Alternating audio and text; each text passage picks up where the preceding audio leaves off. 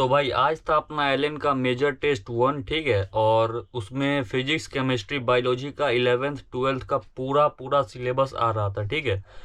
तो चलिए बात करते हैं कि पेपर का लेवल कैसा था, ठीक है। तो अगर बात करें मतलब ओवरऑल, पहले अगर बात कर लें तो भाई हार्ड तो नहीं बोलूँगा मैं, पहले की तरह जैसे पहले का टाइम में बहुत ही टफ आता था, तो उस साइड पे मतलब थोड़ा सा इजी था पहले से अगर कंपेयर करें तो, ठीक है।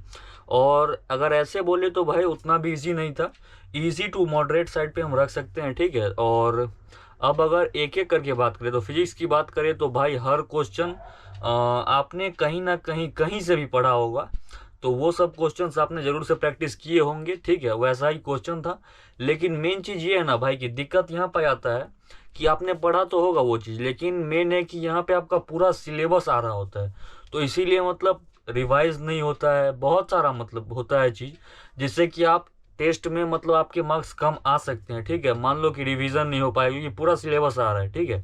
11th 12th मतलब भाई 84 या 85 चैप्टर्स है टोटल, तो पूरा सिलेबस आ रहा होता है भाई, बहुत सारी चीज़ भूल जाते हैं हम, ठीक है। तो ये सब का दिक्कत का वजह से जो है बहुत जन का पेपर खराब हुआ होगा, कोई दिक्कत नहीं है, देते देते ही आप सीखोगे, ठीक है। इसीलिए जितना टेस्ट दोगे उतना सीखोगे। अब ये नहीं सोचना है जिसका भी खराब हुआ है, ये नहीं सोचना है कि भाई नहीं यार अब दूंगा ही नहीं, छोड़ो ये, ऐसा कोई बात नहीं है, ठीक है। टेस्ट जितना दोगे उतना मार्क्स इंप्रूव होगा, ठीक है। और टेस्ट देखिए ही आपको पता चलेगा कि कहाँ कहाँ पे आपका गलती है, ठीक है। अब तो भाई फिजिक्स ठीक था पेपर, आपने मैंने जैसा कि बोला, आपने अगर कहीं भी पढ़ा होगा तो क्वेश्चंस देखे देखे ही थे, लेकिन वही चीज़ है कि जो लोग नहीं कर पाए हैं इसी वजह से कि उनका प्रॉपर रिवीजन नहीं होगा, इसी वजह से।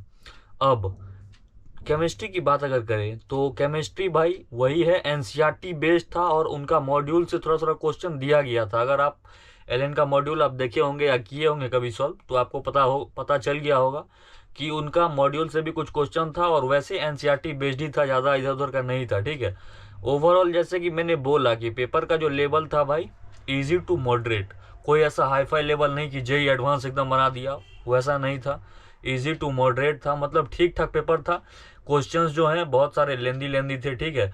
मतलब ऐसा था कि भाई आप देखते ही नहीं बोल सकते हो कि भाई यही होगा वही होगा, आपको पूरा प्रॉपरली उसमें मतलब टाइम बाउंड मैनर में आपको करना पड़ेगा, टाइम बाउंड आपका उसमें लगेगा, ठीक है।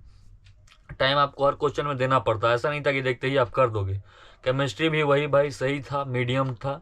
और बायो की बात करें तो ऐसा कुछ हाई फाई था नहीं, आसान आसान से ही क्वेश्चन थे, उतना मेरे को मतलब ऐसा नहीं लगा खुद भी देख के पेपर की भाई मतलब बहुत ज़्यादा टफ था या कुछ था। अगर आपने पढ़ा होगा सही से, मेन जो रीज़न है ये ख़राब होने का, जिनका भी ख़राब हुआ है, कि सबसे बड़ी बात है कि पूरा सिलेबस ही इसमें आ रहा था 11 12 का, तो ये एक कारण हो सकता है आपका ख़राब होने का। बाय द वे कोई दिक्कत नहीं है, ये पहला टेस्ट था, आप जितना दोगे, अभी टाइम है भाई 100 दिन टाइम है, आप जितना दोगे उतना सीखोगे। आराम से पढ़ाई करो, चीज़ों को रिवाइज करो और एनालिसिस करते रहो कि क्या मेरा दिक्कत था, क्यों ये चीज़ छूट गया, क्या नहीं कर पाया, क्यों ये गलती हुआ, ठीक है।